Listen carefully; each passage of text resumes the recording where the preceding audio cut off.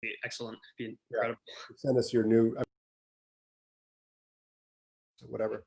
But yeah, great. So Adam or Antoinette or Mike, we're going to open this up for Yeah, right? I can kick things off Great. Q&A.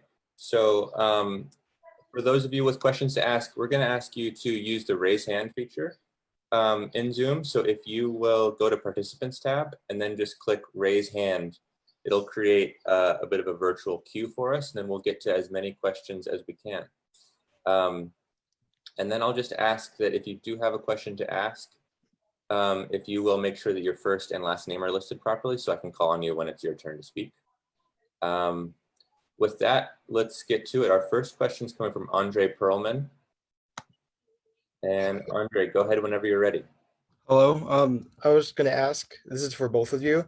When you're writing a piece, how do you go about creating an arc or making it feel like a full story? That's a great question. And Leo, we talked about that. I'll just say something quick and I'll let you answer. I think that the arc, there's a natural arc to things. We talked about the Fibonacci series a little bit, and there's the natural relationship of the nautilus shell and bird's wings and all that, which is kind of like a 3/5. So there is sort of a natural place, 3/5, 3/4 of the way through something where a climax makes the most sense. Although there's no rules, there are no rules for this kind of thing. But storytelling, I just love that you brought that up. Storytelling is so important. Imagery, the idea of we're taking a journey, and how you can use all this technical knowledge and harmony, everything that you know and you have control over to tell a story. And I think what you just said is it's got to tell some kind of a story. Leo, what did you think? Did you think about that on this chart, or do you have any other? Yeah, I mean, well, I knew the solo section, it's going to obviously have some kind of excitement in it. So if I want to generate excitement, generally have a few cups of coffee, and then, you know, I play the guitar a little bit and I'm like, okay, I'm feeling it now. So that's like the mental process. But the in terms of the writing, I generally try and think about where do I want to go and where have I been already. So I could say, like, in the solos, it's a lot of one person is playing and then there's an accompaniment part. But then, so to contrast that, in the shout chorus, I put, okay, well, there's like the trumpets that'll be playing, and then the saxophones will have something else kind of going on, and they're going to trade. So it's almost like you're hearing two kind of things happening at the same time. So I think contrast is really, really important in developing interest, and just seeing where have you been, because if you're at the same place the whole piece, you're not really going anywhere with it. So that's true. And with the idea of, you talk about the saxophones and the trumpets are back and forth, and there's like a conversation, and we talk about relationships, and we look at the drama of a piece of music, which it needs to have, is like looking at a movie, a successful movie that has, there's conflict, resolution. It's not just, if you turn on a movie or a TV show and it just was like, everything was great and just, that's it, and then it's over. There's no conflict, there's no resolve. So I think we have to figure out ways to create conflict and resolve in a sense when we write music too, so that it feels like it's carrying a story, right? Yeah. Great. Thanks for your question, Andre. Yeah, great. All right, next up, we've got Joseph Allen. Joseph, go ahead. Hi, thanks for taking my question. I was wondering, when I'm composing, I often get stuck on a melody that's in my head and I can't expand past the melody. So I was wondering what tips you might have for creatively building out past an initial idea. Well, sometimes when we're writing, we do get stuck. And Bob Brookmeyer, when I studied with him back in, he was running a thing called the BMI Jazz Composers Workshop, and I was able to be in that class for a couple of years. He says, when you get stuck, go to the keyboard or whatever and do what he called a white note exercise, which just meant these like a scale, like one octave of C scale, and try to write a whole page of melody.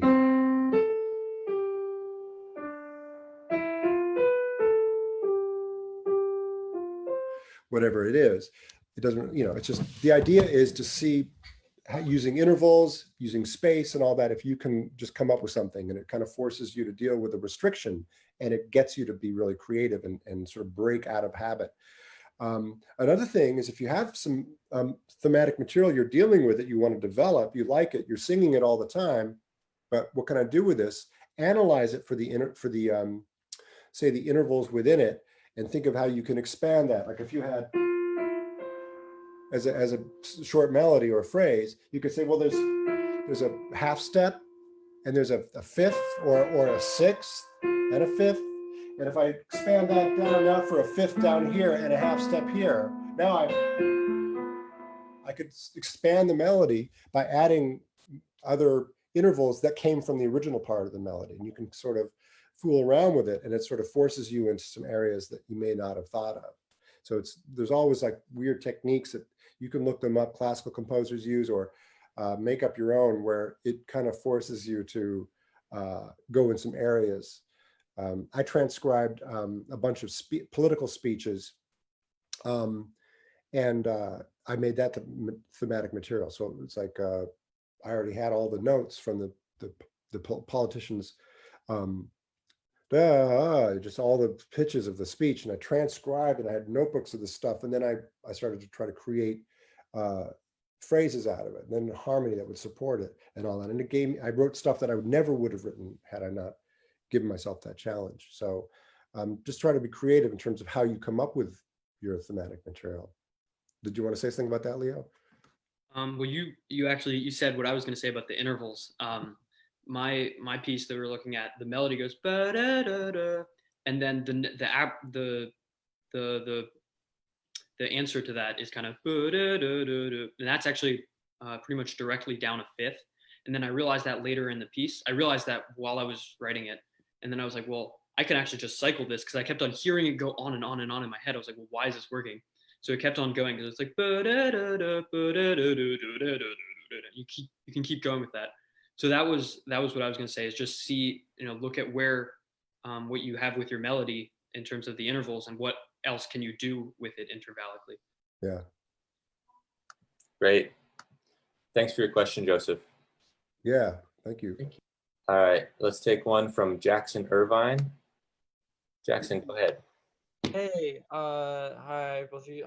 Great Zoom, by the way. I love listening to this and hearing both perspectives from Leo's compositional perspective, and also, of course, Ted Nash's amazing compositional abilities. I had a question about transcribing, specifically big band stuff.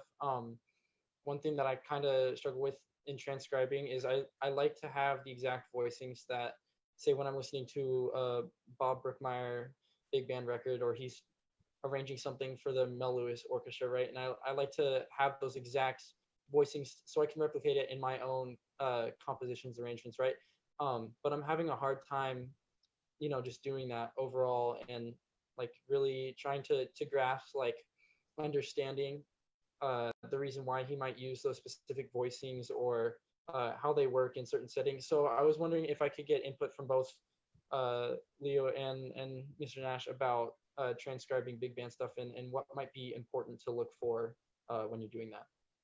Well, one thing is to always listen to things, whether it's an arrangement or a solo, or even a way someone plays a melody. Why do you like it? Like, what attracts you to it? And try to identify what that quality is, and then analyze it for what is creating that quality. So if you like a particular voicing, what is it? If you like the way the counterpoint weaves in and out, why is it so effective? Why does it work so well for you? Is it because it's playing when the melody isn't? Is it the certain notes that it grabs to support the melody? Things like that. Just pay attention to the things that you like in the music, and then figure out what it is. Bob Brookmeyer loved, he loved the people that came before him. And you listen to Bill Finnegan, or you listen to Jerry Mulligan, or Thad Jones. There's that book by Rayburn Wright. Do you know that book? No. You have that, right, Leo? Or you? Yeah, Inside the Score. Inside the Score, where he takes Thad Jones, Bob Brookmeyer, and Sammy Nestico, three very different composers and arrangers, and he analyzes the scores and talks about that. And and shows you things. So then you can listen to the music and say, I do like this, I don't like it, or this is something that's really attractive to me, and then you can learn what that is. I think it's really important to transcribe also. Take something that's not too complex, but like say from the cool jazz period, like Walking Shoes by Jerry Mulligan. The very simple counterpoint implications that he uses in his big band writing is so powerful. They're so powerful and simple at the same time. So check that out. I remember I was listening to Herbie Hancock's intro to Ciora, the Lee Morgan song, and he's like, and I was like, why does that sound so rich? It's like it sounds like it's got 20 notes in it, and it's 5 notes, but it's just the way you've got the third and seventh here, and then you've got the upper extensions, the 13 on the top. Wow, okay. So now I know I can get that beautiful sound and that certain kind of tension and everything if I voice out a section like that. 5 voices, saxophones, whatever. So just pay attention to the things that you like, transcribe them, and they become part of you. What about you, Leo? What are you thinking about? So for big band transcription is not something I've done that much. I transcribed a little bit of Duke Ellington's Reminiscing in Tempo, but that was like, I don't know, a month ago. But what I have looked at a lot of is like just looking at scores, and I've looked at like Thad Jones's All of Me, which Mr. Nash, I found out you're actually on my favorite recording of that track, the Which 20 record? years, 20 years at the Village Vanguard. Oh yeah. Yeah. So I looked at that one, and just looking at the voicings, and figuring out what is the how are they built is really what's informed my writing. For example, like if you look at like Duke's sax solo on Cottontail, why does it work the way it does? That's when I looked at, and look at the um, the voicings on like That's Freedom, that Jones one. There's this one chord. It's like a B flat 13 with a major 7 in it, and it doesn't make any sense, but it rings so perfectly. It's like one trumpet is just playing an A, and so why just think about like why does that work? And generally the answer that I've always come to is voice leading is really what determines why things work the way they do. But sometimes it can be rhythmic. But like Mr. Nash was saying about why do you like something? Like I realized I really like Bill Evans' solo on Days of Wine and Roses because of the left-hand rhythms he's playing. Like that's what um, that kind of is what creates the momentum. So I look at what do I like you were saying, and then I check it out. But it's big band transcription is hard, man. It is. It is. You have to hear a lot of voices. I don't do a lot of it either, so I know what you're talking about. Great question. Yeah. Thanks, Jackson.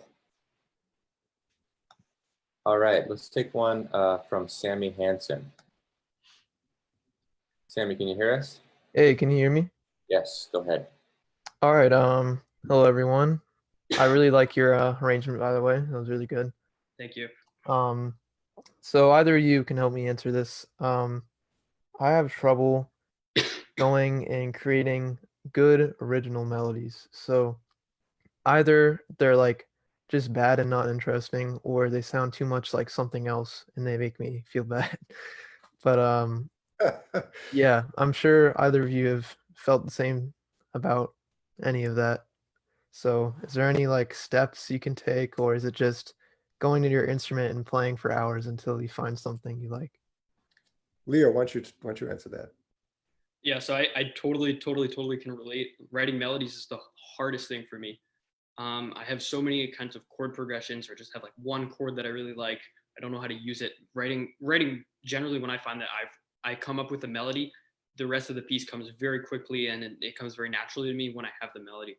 So I can totally relate, and I would have 10 times as many songs if I had melodies for all of the, kinds of chords and rhythms and things that I like. But what I will say about creating melodies is a lot. I like to play the music of people whose melodies I like. So for example, like I talked about Monk.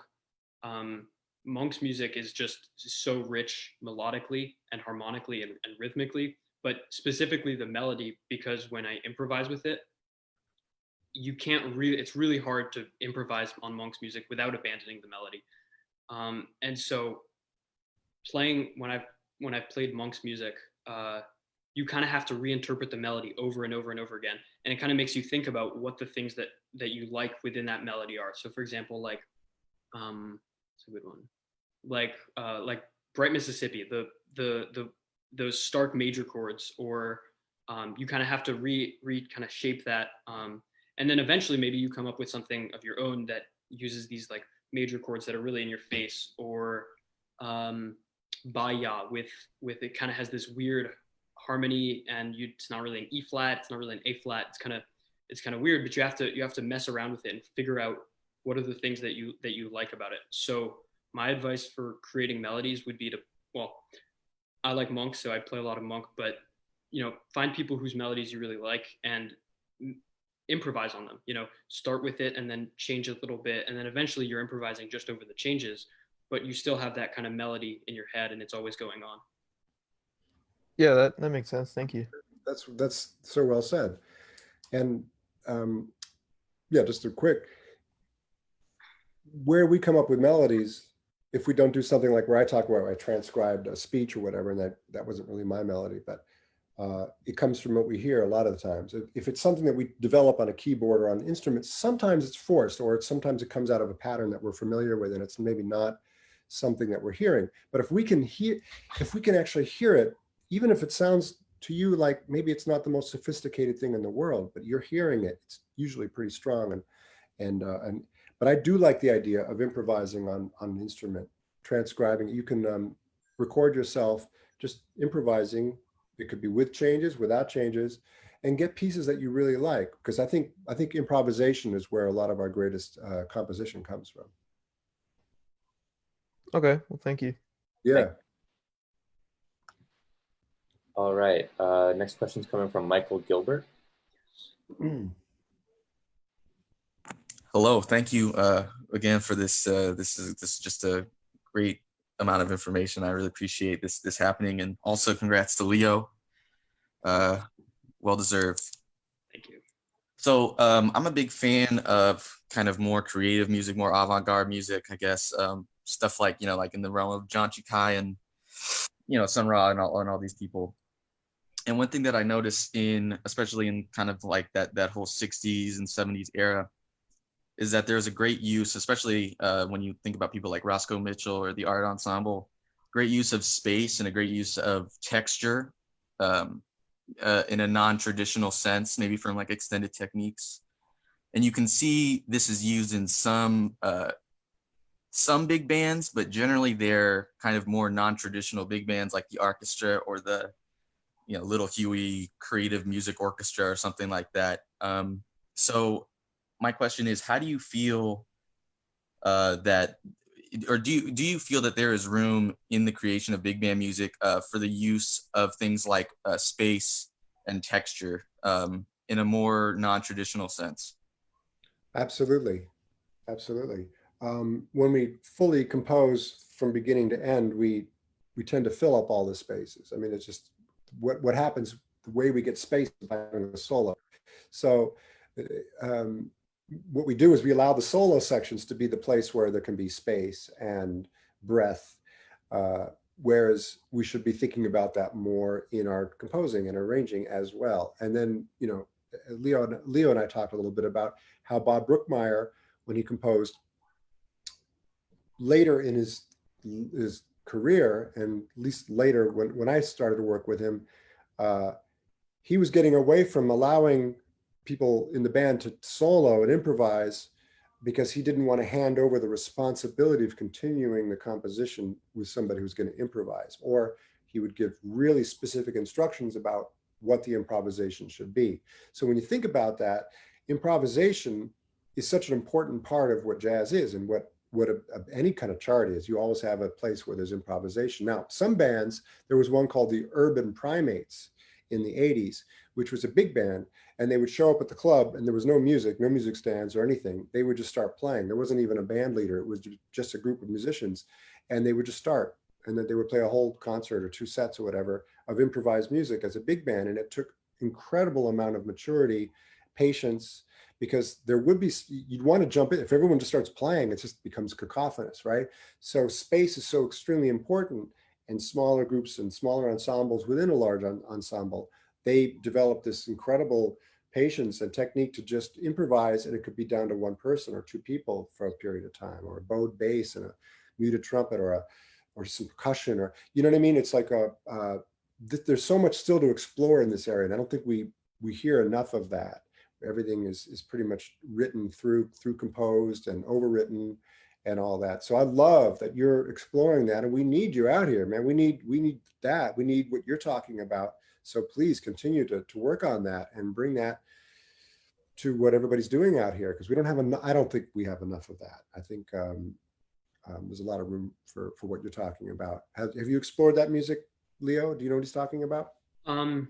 Man, Michael, you're probably better equipped to answer this question than me. But the Mr. Nash, I know we talked about Ornette Coleman's music. So recently, that's been when I actually asked you a very similar question about creating space and room for more improvisations in in big band music. So Ornette Coleman's music has recently been just in terms of everything that's going on in the world. I said like an undeniable force of good. It feels very true. So I think if you're gonna write something that that's gonna be a mix of, you know, sections that are very composed or something that's free. Example, like maybe like the music of Chris Davis is what comes to mind. It's just make sure I would say just trying to make sure that it really fits within the section, and that there's not just free and then composed and then free, but kind of finding a way to merge those two kinds of ideas. That's something I really have not explored yet, but soon, hopefully, you know. Yeah. Yeah, and I think what you said, Leo, about truth is important, that just honesty, because we can tell when someone's lying, right? When we talk to people, we can tell when someone is not genuine in what they're saying, and we can feel that when people are improvising too. Is this genuine? Is it what they feel, or is it a bunch of notes? And I think we can feel that with the composing and arranging as well. Was this honest? Is this truthful? Is this for real? And that's something that's hard to judge. It's hard to say what's real and what isn't real when it comes down to, you know, a C13 chord, Yeah, as yeah, opposed to if someone's not being genuine as a person to you. So I love the question, because there's a lot of honesty and truth in the space, and I think we all need to look more for that, for sure. Yeah, I Great. can't hear your music, man. All right, that gets us to our last question of the afternoon. It's coming from Annabella Brotherston. Go ahead. Hi, I just want to say, Leo, it's good to finally hear your work after seeing you at Skeins and some of the other sessions. My question is kind of based off an earlier question about melody and how you come up with melody. So I don't know, I guess the theorizing side of me was kind of wondering if you think that composition is related to the instrument you play, like whether you come up, or you're better at coming up with melodies first or harmonies, as you know, our instruments like the window and our identity in perceiving music. Great question, Leo. What do you think? yeah. Well, I play the guitar, so I'm kind of in the middle of you know, purely melody and purely harmony.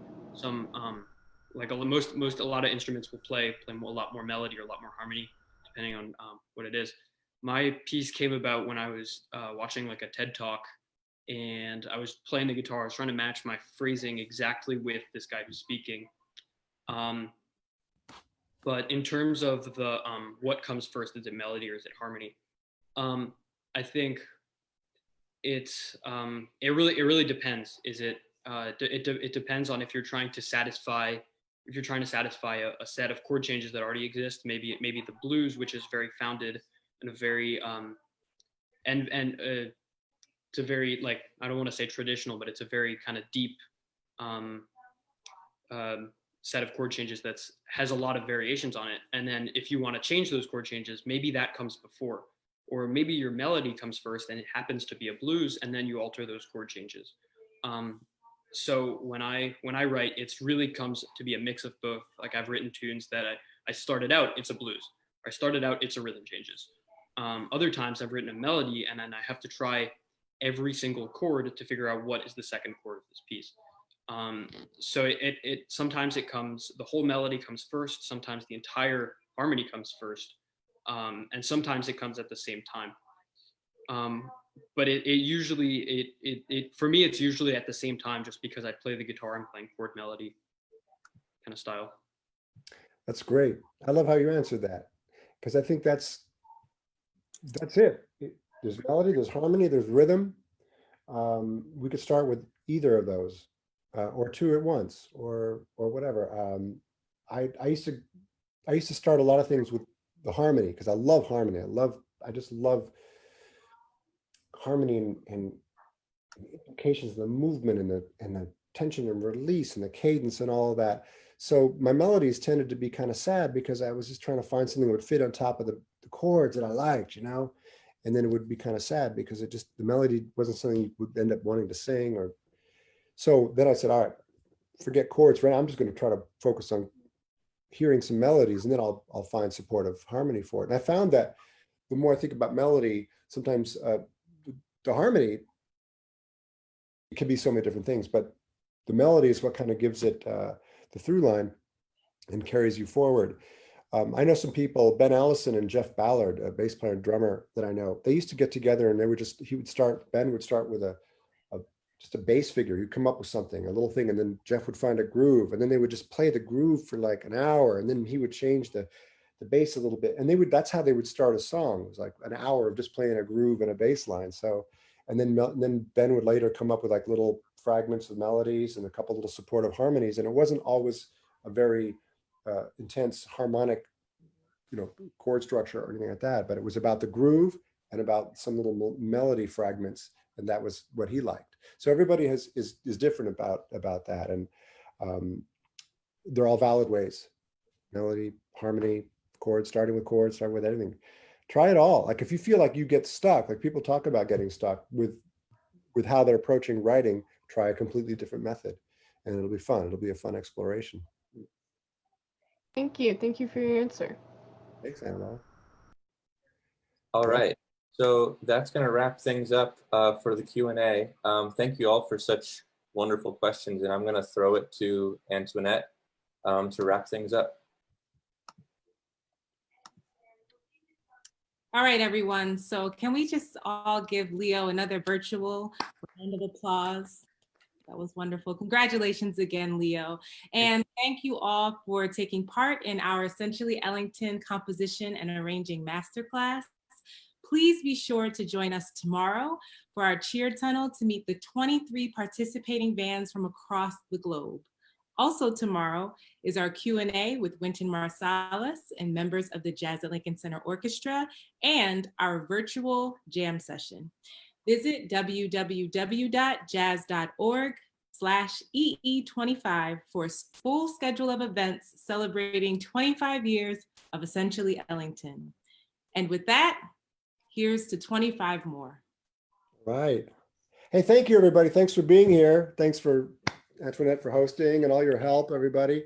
So I'll see you at the next event. Bye, everyone. Bye. Thanks, Bye. Leo. Yeah, thank you. Bye. Bye.